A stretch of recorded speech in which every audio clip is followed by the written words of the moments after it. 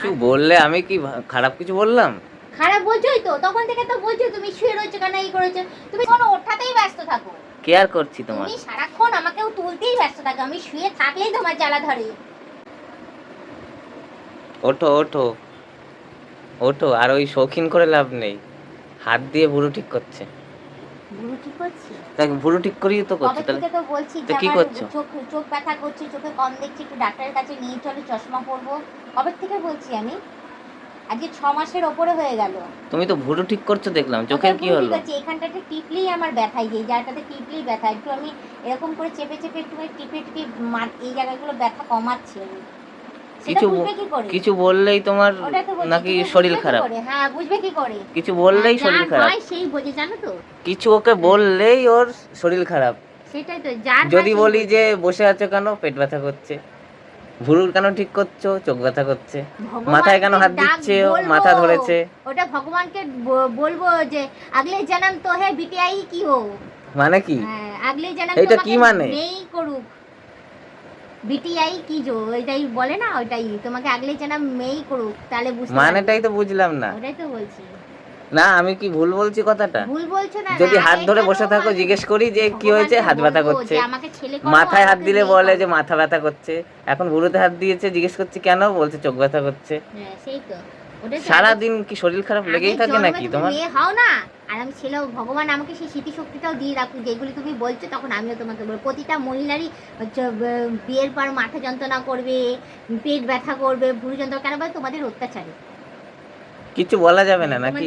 আমি তো তোমার খেয়াল করছি। সব সময় ছেলেরা বলে না বউরা জ্বালায়, ওই জন্য বৌদির জ্বালাতনে ঘরে টিকতে পারে না, টাকে চুল শেষ হয়ে যায়, এই খরচা করা এই খরচা। আমি বলবো বড়ির জ্বালাতনে আমি তো তোমার খেয়াল করছি। সেই তো, কি খেয়াল করছো সে তো দেখতেই পাচ্ছি। মানে খেয়াল করছি মানে তোমার করছি, কেয়ার করছি। সারাক্ষণ ওঠাতেই ব্যস্ত থাকো, কেয়ার করছি তোমার। তুমি সারাক্ষণ আমাকেও তুলতেই ব্যস্ত থাকো, আমি শুয়ে থাকলেই তোমার জ্বালা ধরে, ওই জন্য তুমি আমাকে তুলতেই ব্যস্ত থাকো সবসময়। সারাদিন শুয়ে থাকাটাই বা কেন? সারাদিন দেখেছো তুমি আমাকে শুতে?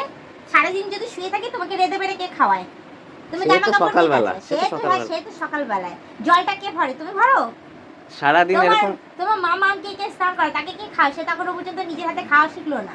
সারাদিন শুয়ে থাকাটাও তো ভালো জিনিস না। ভালো জিনিস কি? সারাদিন কত কত শুয়ে থাকতে দেখেছো যে বলছো তুমি? সারাদিন শুয়ে থাকাটাও ভালো জিনিস না, ওঠো। সেই তো, সারাদিন শুয়ে থাকলে তাহলে এইগুলো গোছানো হতো না, এইগুলো গোছানো হতো না, তোমার কোনো কাজই হতো না। তোমার যে টাইমে টাইমে খাওয়া তোমার আর তোমার মাম্মামের, সেগুলো আর কমপ্লিট হতো না সারাদিন। সারাদিন এরকম শুয়ে বসে থাকাটাও ঠিক না। আমি সারাদিন শুয়ে বসে থাকি, আমার শুয়ে বসে থাকাটাই তোমরা দেখতে পারো, তোমরা যে ইয়ে করো যে সেগুলো দেখো না। না এই তো উঠে বসেছো, কত ভালো লাগছে। তাহলে এই তো তোমাদের তো ওটাই তো জ্বালা, যবে থেকে বিয়ে করে এসেছি তবে থেকে তো ওই জ্বালাটাই তোমাদের হচ্ছে, আমাকে শুয়ে থাকতে দেখলেই তোমাদের জ্বালা ধরে। তোমরা শুধু চাও কি বলো তো, 24 ঘন্টা শুধু খাটি, 24 ঘন্টা খাটি, আর 24 ঘন্টা শুধু তোমাদের ইয়েই করে দেবে। কিছু বললে আমি কি খারাপ কিছু বললাম? খারাপ বলছোই তো, তখন থেকে তো বলছো তুমি শুয়ে রয়েছো কেন, এই করেছো। তুমি তো দেখছো যে আমি কেন শুয়েছি, কেন শুয়ে রয়েছো? ছোটর মধ্যে কি হয়েছে, অ্যালার্জির ওষুধ খাচ্ছি, ঘুম পাচ্ছি, জানো না? নিজেদের একটুখানি শরীর খারাপ হলে তো 24টা ঘন্টা বিছানায় ছাড়তে না তোমরা। তো দুপুরে ঘুমাওনি কেন? এই তো দুপুরবেলা কি কাজ করছিলাম দেখোনি নাকি তুমি? আগে নিজের যত্ন, নিজের রেস্ট, বিশ্রাম, তারপরে বাকি কিছু। যেদিন যেদিন এখান থেকে বেরোবো, মুক্তি পাবো, সেদিন নিজের রেস্টটা করবো। আমি ভগবানের কাছে সেটাই দেখছি যে আমাকে মুক্তি দাও এখান থেকে। কোথায় যাবে? মুক্তি দাও, আমি নিজের বাড়িতে যাব। নিজের বাড়িতে আরামই আলাদা, ঠিক আছে? নিজের বাড়ি ঘর দোর বানাবো, সেখানে গিয়ে আরামে থাকবো। কেন এখানে আরাম নেই? না, এটা আমার নাকি? এটা শ্বশুর বাড়ি। শ্বশুর বাড়িতে কোনো মেয়েরাই আরাম পায় না। আমার নিজের বাড়ি যেদিন হবে সেদিন আরাম। সেদিন কোনো কাজকর্ম করবে না? না। কে করবে তখন কাজকর্মগুলো? ঠিক করবে দেখবে। তখন কাজকর্মগুলো কে করবে সেটা আমাকে বলুন। কাজকর্ম করলেও মানুষ হয়রান হয় না, জানো তো, যদি মুখটা সবার বন্ধ থাকে। কাজকর্ম করে এসে যখন মুখটা শুনতে লাগে তখনই মানুষ হয়রান হয়ে যায়। মুখটা বন্ধ করে রাখো, দেখবে সারাদিন মানুষ খাটলেও সেই খাটনিটা গায়ে লাগে না।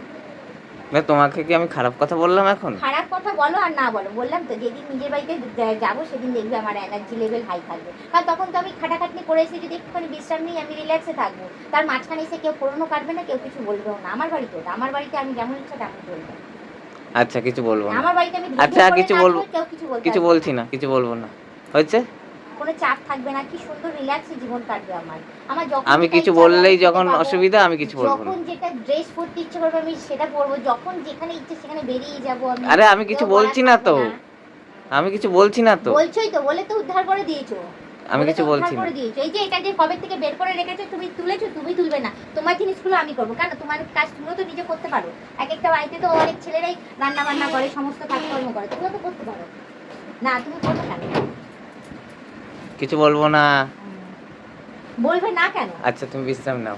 সেই তো তুলে তো দিয়েছো, তুলে দিয়ে ঘুম সমস্ত নষ্ট করে দিয়ে এখন বলছো বিশ্রাম না। এখন তোমার চা করতে যাবো না, ওই জন্য। ওই চা করে তুমি একটু খেয়ে তারপর বিশ্রাম নাও, ঠিক আছে?